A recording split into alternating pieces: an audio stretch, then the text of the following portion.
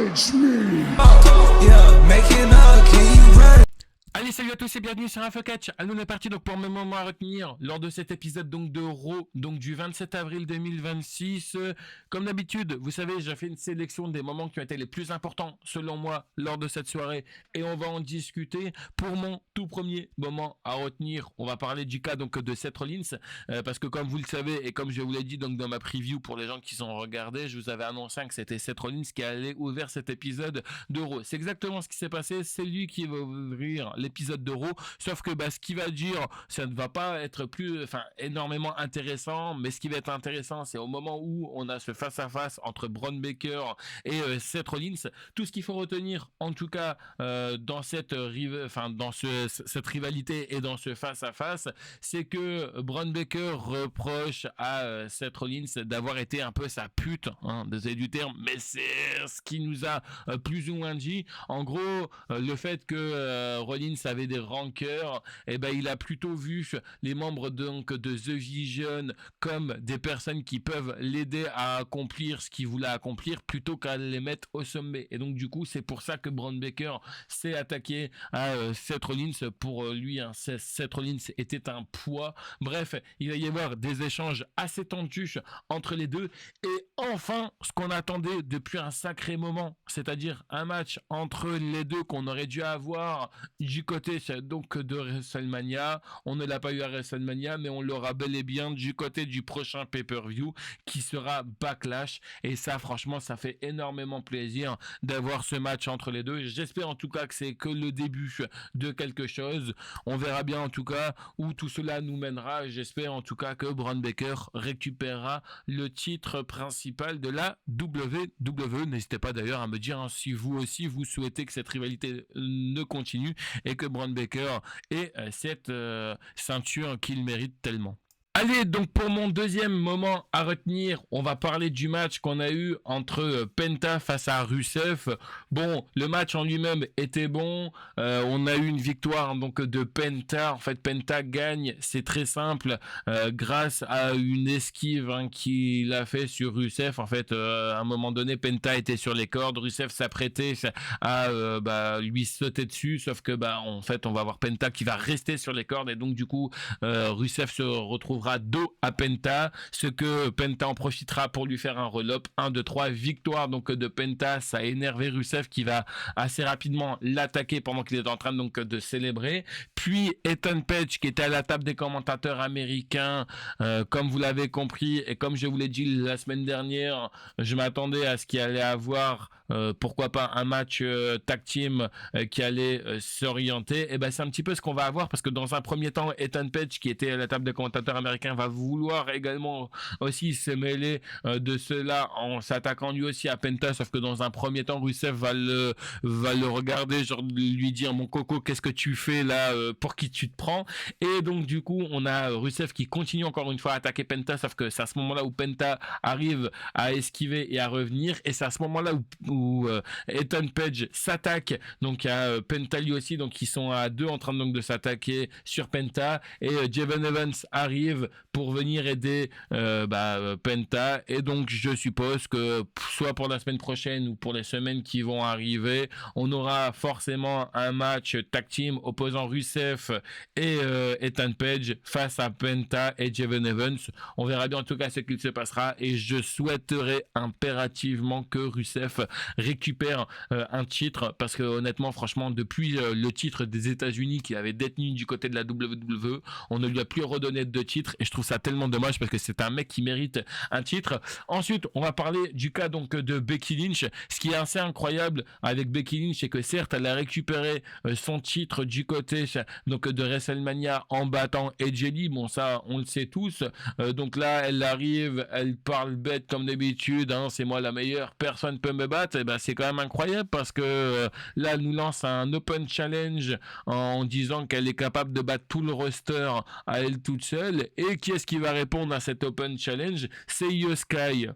Donc très content que Yoskai réponde à cet Open Challenge, sauf que du coup Becky Lynch ne s'attendait pas à ça, donc elle va battre en retraite, elle va trouver une excuse pour pas que cet Open Challenge a lieu, sauf que Adam Pearce qui était donc dans les coulisses arrive et va lui dire Becky, qu'est-ce que tu fais, cet Open Challenge a bel et bien lieu et il commence là maintenant. Donc du coup pendant que l'arbitre arrive, Becky Lynch en profite pour tabasser comme elle peut Yoskai pour être impérativement en faiblesse sur Yoskai. Et donc le match a quand même bel et bien lieu. Alors il est excellent ce match, mais tout va se terminer où à un moment donné, alors je sais pas si ça a été fait exprès ou non, mais il faut savoir que Yoskai va avoir un problème au niveau donc de sa chaussure, parce qu'en fait elle est en train donc de se jeter donc dans les cordes sur Becky Lynch, et en fait en gros le fait d'avoir fait ça, je crois que sa chaussure a bougé, donc le fameux élastique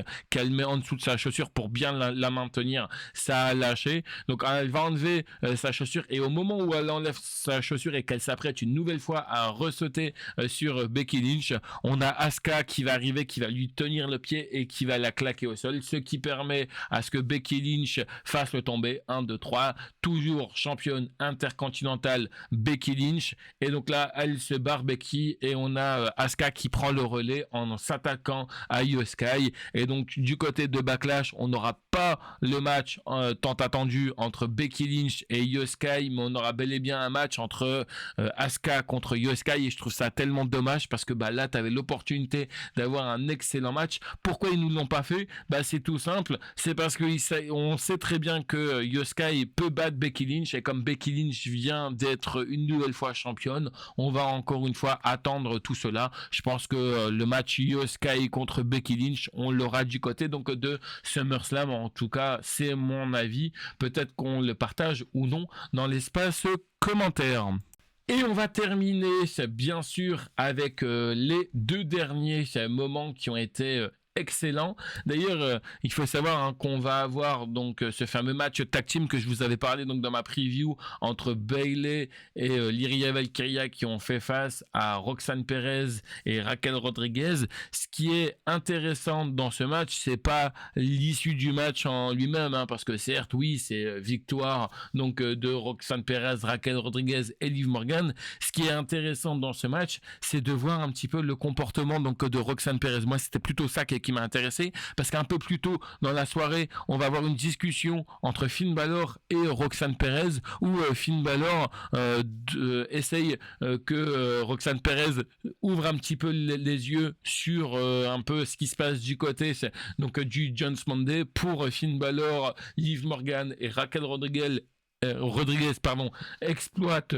Roxanne Perez, ce que Roxanne Perez n'a pas l'air donc de comprendre plus que ça. Elle, ce qui lui importe, c'est qu'elle gagne et que le John's Monday se porte au plus mieux. Et je pense, et ça je le vois gros comme une maison, qu'à un moment donné il va y avoir une dissension. Alors peut-être encore un autre match par équipe, mais on va se démerder pour pas que justement Liv Morgan soit là. On va peut-être avoir un match par équipe avec Roxanne Perez et Raquel Rodriguez, et c'est là où les dissensions vont avoir lieu entre les deux, jusqu'à ce que ça pète et que on aura forcément peut-être un match soit entre Roxanne Perez et Raquel Rodriguez, ou alors un match entre Roxanne Perez et Liv Morgan. Et aussi, ce qui était intéressant, c'est qu'on a vu Roxanne Perez et Raquel Rodriguez s'attaquer à Stephanie Vaquer, donc au moins il n'y a pas possibilité que Stephanie Vaquer puisse intervenir.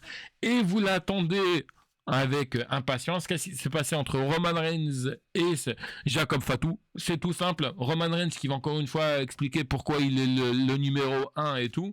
Et Jacob Fatu qui va nous dire exactement ce qu'avait dit Solo Sikoa du côté de SmackDown. Rappelez-vous ce que je vous ai dit. Quand les Usos ont essayé donc de convaincre Jacob Fatu pour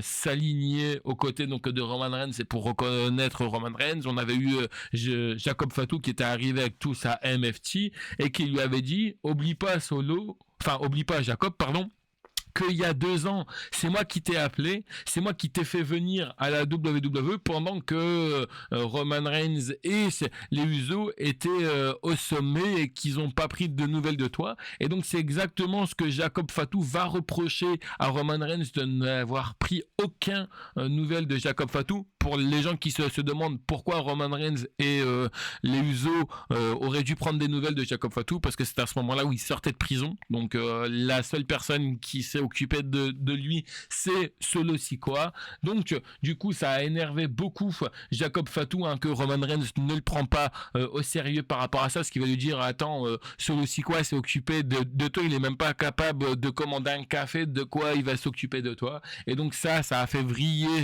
Jacob Fatu, qui va s'attaquer à Roman Reigns. Donc il va mettre Roman Reigns au sol, il va prendre la ceinture et il va se barrer. Et donc on a Roman Reigns qui va prendre les micros et qui va dire Jacob, on se voit du côté donc de Backlash. Donc ça aussi pareil, ça risque d'être très intéressant.